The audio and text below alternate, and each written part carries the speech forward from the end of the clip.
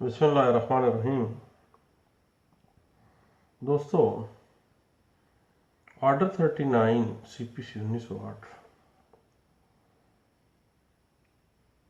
حکم امتناعی عارضی اور درمیانی آرڈرز انٹرلوکیٹری آرڈرز کو ڈیل کرتا ہے۔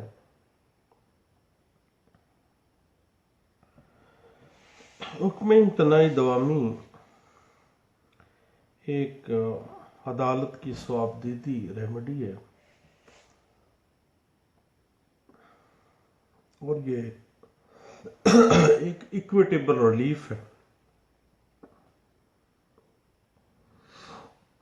بنیادی طور پر عدالت کو یہ ثوابدیدی اختیار حاصل ہے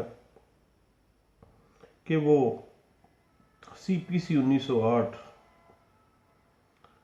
آرڈر 39 رول 1 اور 2 کے تحت جو مدعی ہے اس کو ایکویٹیبل ریلیف دے اور اس کے قانونی جو حق ہیں ان کو تحفظ فراہم کرے۔ اب حکم امتناعی عارضی کے لیے 3 شرائط ہیں۔ نمبر 1 پہ irreparable loss ہے کہ اگر مدعی مقدمہ کو حکم امتناعی عارضی تا فیصلہ مقدمہ جاری نہ کیا گیا تو اس کو ناقابل تلافی نقصان ہوگا، جو کہ مال و دولت کے ساتھ وہ نقصان پورا نہیں کیا جا سکتا۔ دوسری بات ہے توازن سہولت، کہ اگر مقدمہ مدعی کے حق میں ہے، اگر اس کو حکم امتناعی عارضی تا فیصلہ مقدمہ گرانٹ نہ کیا گیا اور مدعا علیحان کو اس کے لیگل رائٹس کو انفرنج کرنے سے نہ روکا گیا تو اس کو بہت زیادہ نقصان ہو جائے گا، irreparable لاس ہوگا، اور توازن سہولت جو ہے وہ بیلنس آف کنوینئنس اس کے حق میں ہے، اور یہ مقدمے سے ظاہر ہو رہا ہے کہ یہ فیصلہ آخر کر اس کے حق میں ہونا ہے۔ اور تیسری چیز جو دیکھی جائے گی وہ ہے پریما فشائی کیس، کہ کیا بادی النظر میں مقدمہ بنتا بھی ہے یا نہیں بنتا۔ اب یہ تینوں چیزیں 3 کنڈیشنز ہیں: پریما فشائی کیس، irreparable لاس اور بیلنس آف کنوینئنس۔ ایک شرط اگر کم ہے، ایک کنڈیشن بھی کم ہے، تو عدالت حکم امتناعی جاری کرنے سے انکار کر سکتی ہے۔ بنیادی طور پر حکم امتناعی سٹیٹس کو برقرار رکھنے کے لیے جاری کیا جاتا ہے تاکہ نئی صورتحال پیدا نہ ہو، اور اگر حکم امتناعی عارضی جاری کرنے سے نئی صورتحال پیدا ہوئی ہے تو ایسا نہیں کیا جا سکتا، اور مدعی نے اپنے حق میں اگر حکم امتناعی عارضی حاصل کیا ہے اور ڈیفینڈنٹس جو ہیں وہ اس حکم امتناعی عارضی کو نہیں مان رہے، حکم امتناعی کی خلاف ورزی کر رہے ہیں، تو اس صورت میں سیول کوڈ کو اختیار حاصل ہے کہ فریق کو واپس اصل حالات میں لے کے آئے۔ ایسے معاملات سٹیٹس کو سے جو پہلے تھے، جس حالت میں مدعی عدالت کے پاس آیا اس نے حکم امتناعی عارضی حاصل کیا، لیکن ڈیفینڈنٹس نے حکم امتناعی کی خلاف ورزی کی ہے، تو عدالت کو اختیار حاصل ہے کہ فریق کو واپس اصل حالات میں لے کے آئے۔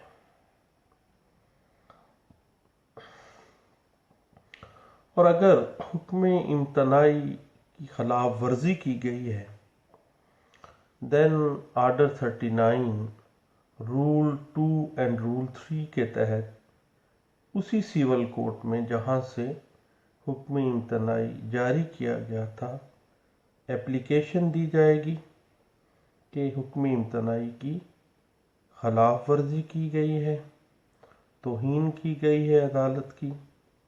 لیکن ایک بات ذہن میں رکھنے والی ہے، وہ جناب یہ ہے کہ توہین عدالت ایکٹ 1976 کا اس کارروائی سے دور دور تک کوئی تعلق نہیں ہے۔ یہ عدالت کی اپنی اختیارات ہیں کہ اس عدالت نے اپنے حکم امتناعی کو آنر کروانا ہے۔ کنٹیمپٹ آف کورٹ ایکٹ 1976 کا اس توہین عدالت کی کارروائی کے ساتھ کوئی تعلق نہیں ہے۔ اور حکم امتناعی کی خلاف ورزی کی صورت میں عدالت خلاف ورزی کرنے والے شخص کی جائیداد قرق کر سکتی ہے، اس کو 6 ماہ تک کی سزا دے سکتی ہے، اس کو جیل بھیج سکتی ہے، اور انڈر سیکشن 94C CPC 1908 اور آرڈر 39 رول 2 CPC 1908 کے تحت اس کی جائیداد فروخت کر سکتی ہے۔ اگر کوئی حکم امتناعی کی خلاف ورزی کرتا ہے تو مدعی فوری اپلیکیشن دیتا ہے، اور اپلیکیشن دے کے اس کے خلاف کارروائی کی جاتی ہے جو حکم امتناعی کی خلاف ورزی کرتا ہے۔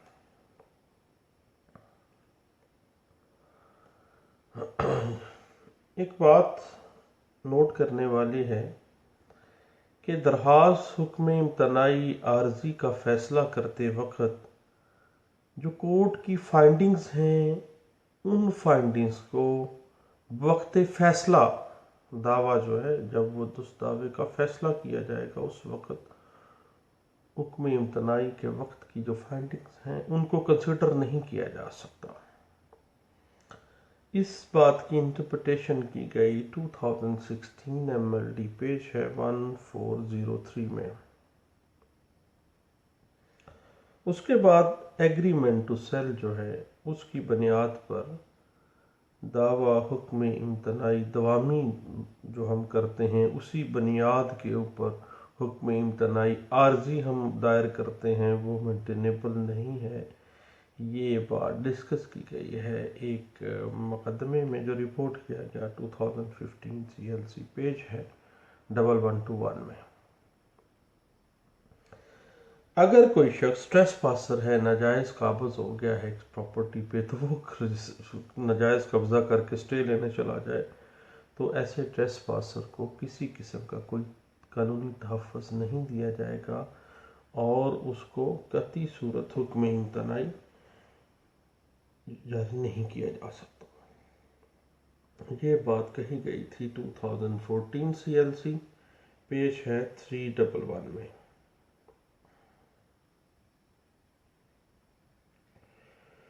اس کے بعد پبلک ورک کے خلاف سٹے نہیں دیا جا سکتا انڈر آرڈر 39 رول 1 اینڈ 2 کے۔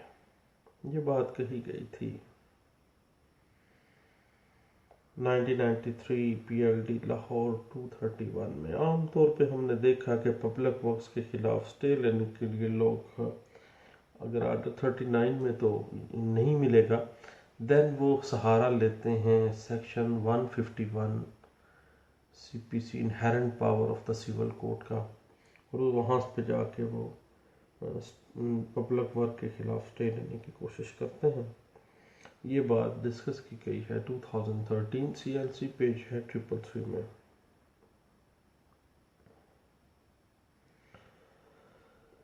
اگر ڈیفینڈنٹ اسٹے کے باوجود سوٹ پراپرٹی کے اوپر قبضہ کر لیتے ہیں تو عدالت مدعی کی درخواست کے اوپر اس قبضے کو واپس دلوائے گی۔ یہ بات ڈسکس کی گئی 2013 YLR پیج ہے 1289 میں۔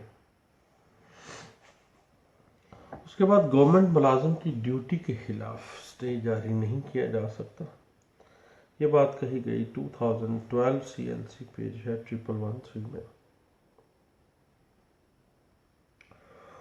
اس کے بعد مختلف محکمہ جات میں اگر دیکھا جائے تو وابڈا کے خلاف اسٹے کے لیے متنازع رقم کا جمع کروانا لازم ہے۔ اگر وابڈا کے خلاف آپ آگئے ہیں، بل متنازع ہے، اسٹے لینے آگئے ہیں، تو دین متنازع رقم جو ہے وہ کچھ جمع کروائیں گے، دین آپ اسٹے میں آئیں گے۔ یہ بات کہی گئی ہے 2011 YLR پیج ہے 1702 میں۔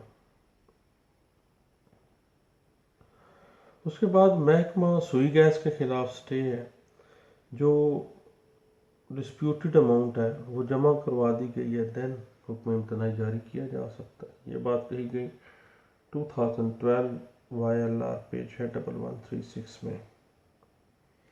ایک ٹیکنیکل سی بات ہے کہ ضروری فریق مقدمہ کو سوٹ پارٹی بنائے بغیر حکم امتناعی عارضی جو ہے وہ جاری نہیں کیا جا سکتا، کیونکہ جو نیسیسری پارٹی ہے وہ تو رکھی نہیں گئی اس سوٹ میں، اس دعوے میں لکھی نہیں گئی، عدالت کے سامنے یہ بات آ گئی ہے، دین اس کو وہ حکم امتناعی عارضی جاری نہیں کرے گی۔ یہ بات کہی گئی ہے جناب 2011 YLR پیج ہے 2396 میں۔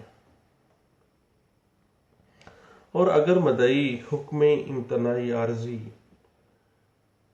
برخلاف مشترکہ جو حصہ داران ہیں جائیداد کے وہ حاصل کرنا چاہتا ہے، اپنے کو شیئررز کے خلاف اسٹے لینے آ گیا ہے، تو اس کے چاہیے سب سے پہلے وہ پارٹیشن سوٹ فائل کرے، دعویٰ تقسیم جائیداد میں جائے۔ اگر کوئی تعمیرات وہ کرنا چاہتا ہے پراپرٹی پہ تو پہلے اپنا حصہ تو تقسیم کروا لے، اس کے بعد پھر وہ جو ہے تعمیرات کرے، اس کو شیئرر کو دوسرے کو شیئررز کے خلاف حکم امتناعی عارضی جو ہے وہ جاری نہ کیا جائے۔ یہ بات ڈسکس کی گئی 2003 SCMR پیج ہے 999 میں، اور 2010 PLJ Lahore high court page ہے 654 میں۔ بات ہو رہی تھی ریپیئریبل لاس کی۔ ارریپیئریبل لاس جو ہے قطعی صورت رقم کے نقصان کے زمرے میں نہیں آنا چاہیے۔ اس کے بعد حکم امتناعی عارضی کی خلاف ورزی کی صورت میں پرائیویٹ ڈیفینڈنٹس کے خلاف تو کارروائی ہو سکتی ہے، توہین عدالت کی گئی ہے، حکم امتناعی کی دھچیاں اڑائی گئی ہیں، لیکن سرکاری عہدیداران نے اگر ایسا کیا ہے دین ان کی ڈپارٹمنٹل انکوائری ہوگی، بلکہ ان کے خلاف جو عدالت حکم امتناعی کی خلاف ورزی کی جو کارروائی ہے وہ نہیں ہو سکتی۔ یہ بات ڈسکس کی گئی 2010 MLD پیج ہے 1786 میں۔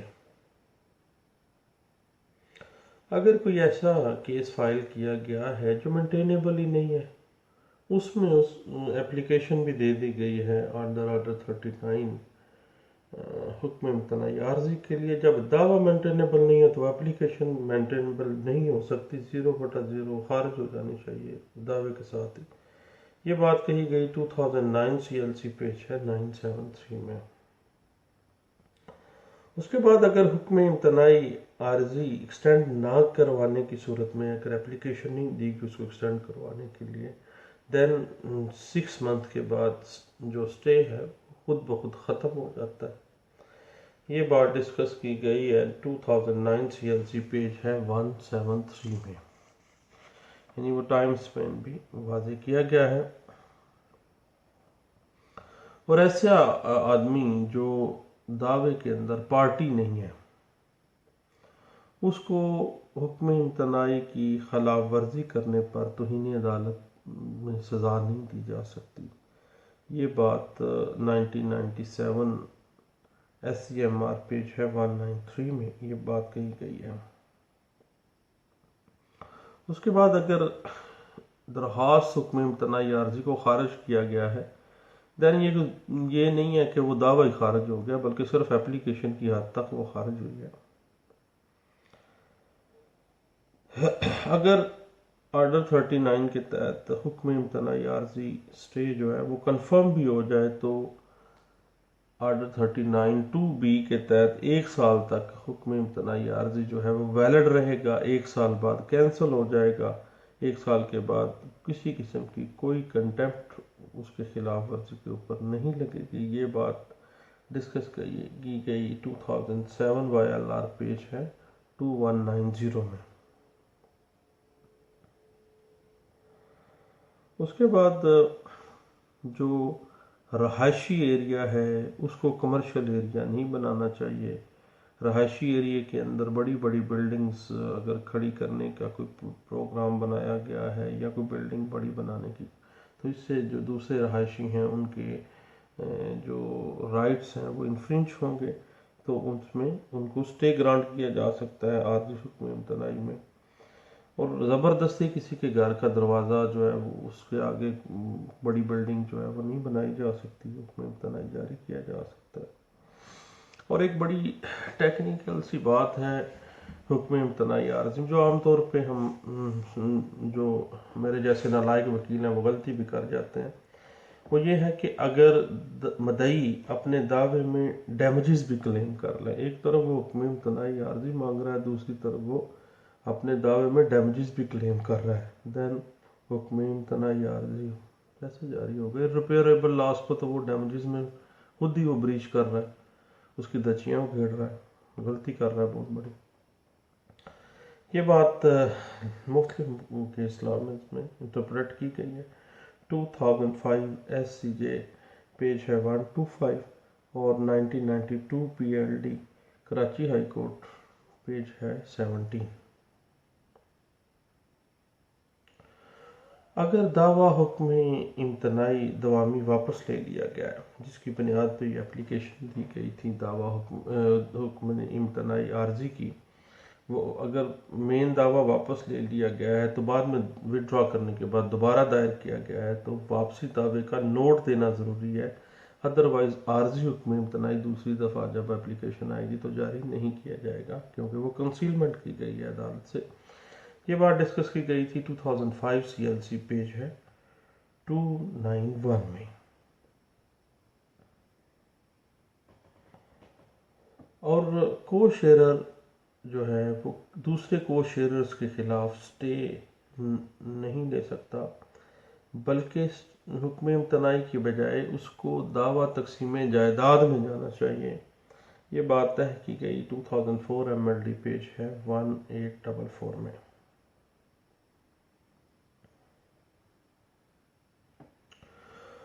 اس کے بعد الیکشن پٹیشنز کے حوالے سے ہے کہ الیکشن میں کامیاب ہونے والے امیدوار کو اس کے جو فرائض ہیں بطور کینڈیڈیٹ اس کو سر انجام دینے کے خلاف جو ہے وہ سٹے جاری نہیں کیا جا سکتا، یعنی اگر دھاندلی کی پٹیشن دائر کر دی گئی ہے یا کوئی اور اعتراض لگایا گیا تو کم از کم اس کو اس کے فرائض سے نہیں روکا جا سکتا۔ یہ بات طے کی گئی انٹرپریٹ کی گئی ہے 2004 CLC پیج ہے 1143 میں۔ اس کے بعد جو سرکاری فرائض ہیں ان کے خلاف سٹے جو ہے وہ جاری نہیں کیا جائے گا، یہ عام طور پہ ہمارے ہاں معاملہ سامنے آتا ہے۔ ایک دعویٰ دائر کیا گیا ہے دعویٰ حکم امتناعی دوامی، اس میں مدعی یہ پلی لیتا ہے کہ وہ مالک و قابض ہے پراپرٹی کا اور ڈیفینڈنٹس جو ہیں وہ اس پہ جن کا اس سوٹ پراپرٹی پہ کوئی حق نہیں ہے وہ اس پہ قبضہ کرنا چاہ رہے ہیں، تو قبضہ مدعی میں غیر قانونی مداخلت کرنے سے باز و ممنوع رہیں، عام طور پہ یہ ہم کہتے ہیں۔ تو اس طرح کے سٹے جو ہے وہ کنفرم ہونے چاہیے تاکہ اس مدعی کے جو لیگل رائٹس آف پراپرٹی ہیں جو قانون اور آئین اسے کنفر کر رہا ہے اس میں مداخلت نہ کی جائے. یہ تمام پرنسپلز ایک کیس لا میں ڈسکس کیے گئے ہیں، وہ ہے 2002 YLR پیج ہے 3851 میں. اور ایک بڑا اہم بات ہے کہ دعویٰ حکم امتناعی کی سپورٹ میں صرف ایفیڈیوٹ کی بنا کے اوپر بھی اسٹے گرانٹ کیا جا سکتا ہے. جب آپ ایفیڈیوٹ دے رہے ہیں تو گویا آپ بیان حلفاً دے رہے ہیں، اپنے تمام جو حقائق آپ کو پتہ ہیں وہ حلفاً دے رہے ہیں، تو اس کی بنا پر بھی حکم امتناعی عارضی جاری کیا جا سکتا ہے. یہ بات کہی گئی 2002 YLR پیج ہے 3851 میں. اور کسی سرکاری اتھارٹی کے لیگل ایکشن کے خلاف سٹے نہیں ہو سکتا کہ انکروچمنٹ اٹھانے والے آ گئے ہیں تو جناب آپ آرڈر 39 رول 1-2 کا سٹے لے کے آ جائیں. نا کوشش کرتے ہیں لوگ 151 CPC inherent power of the civil code کے ذریعے یہ کام ہائی کورٹ سے کروانے کا، لیکن چلتا نہیں ہے زیادہ دیر، وہ بھی ختم ہی ہونا ہوتا ہے ایک نہ ایک دن. یہ پرنسپل اس حوالے سے جو ڈسکس کیے گئے تھے وہ 1994 CLC پیج ہے 606 میں. دوسرا بات یہ ہے کہ ڈیفینڈنٹ کی عدم موجودگی میں پہلی پیشی کے اوپر جو حکم امتناعی عارضی دیا جاتا ہے، اصولی طور پر وہ 15 دن سے زیادہ نہیں دینا چاہیے، بلکہ جب ڈیفینڈنٹ آ جائے گا، صورتحال کھل کے سامنے آ جائے گی، دین اس کا فیصلہ کیا جانا چاہیے. 15 دن سے زیادہ نہ دیا جائے حکم امتناعی عارضی پہلی دفعہ. یہ بات کہی گئی ہے 1998 CLC پیج ہے 1010 میں. اور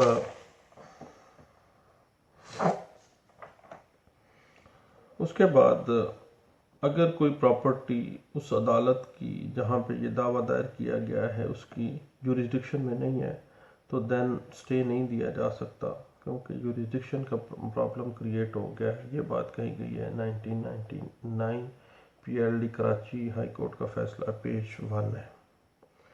رہائشی علاقوں کے اندر پرائیویٹ سکولز یا کالج نہیں کھولنے چاہیے، سٹے گرانٹ کیا گیا ہے 1999 CLC پیج 66 ہے. اس کے بعد سول کوڈ کے پاس اختیار ہے کہ وہ کنڈیشنل حکم امتناعی عارضی بھی جاری کر سکتی ہے کسی کنڈیشن کے ساتھ بھی. یہ بات 1996 PLJ سپریم کورٹ پیج ہے 1720 میں یہ بات کہی گئی ہے. اور کیس ریمانڈ جب کیا جاتا ہے کسی ایپلیٹ کورٹ سے، اور عدالت اپیل جو ہے ایپلیٹ کورٹ جو ہے وہ اس کے پاس یہ نہیں ہے کہ وہ حکم امتناعی عارضی بھی جاری کر دے گی ساتھ ہی، کہ وہ ریمانڈ بھی کر رہی ہے کیس کو اور ساتھ حکم امتناعی عارضی جاری کر رہی ہے. ایسا کچھ نہیں ہونا چاہیے. اور ایک بڑی ٹیکنیکل سا کیس لا ہے 1995 CLJ پیج ہے 275. اس میں کہا گیا کہ دوران سٹے اگر جائیداد فروخت کر دی گئی ہے تو بھائی مالک تھا، اس کے پاس رائٹ تھا اس کو ڈسپوز آف کرنے کا. حکم امتناعی کی جو خلاف ورزی کی گئی زیادہ سے زیادہ اس کو جرمانہ ہی کیا جا سکتا، اس کے علاوہ اور کچھ بھی نہیں کیا جا سکتا.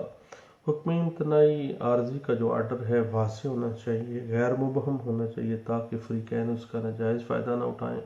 خاص طور پہ فریقین حکم امتناعی کے جو مبہم سے آرڈر جج صاحبان کر دیتے ہیں اس سے ناجائز فائدہ اٹھانے کی کوشش کرتے ہیں. یہ بات کہی گئی 1995 PLD سپریم کورٹ پیج 572 میں. اس کے بعد سٹے میٹر میں اگر اس کی خلاف ورزی کا کوئی میٹر سامنے آ گیا ہے، قبضے کا کوئی میٹر سامنے آ گیا ہے، دین جو معاملات فائنلائز کیے جائیں گے وہ دیکھا جائے گا کہ لوکل کمیشن مقرر کیا جائے، اور لوکل کمیشن کی جو رپورٹ ہے وہ اس کی روشنی میں وہ معاملہ دیکھا جائے گا. یہ بات کہی گئی ہے 1994 CLC پیج 146 میں. تو یہ جناب چند ایک چیزیں تھیں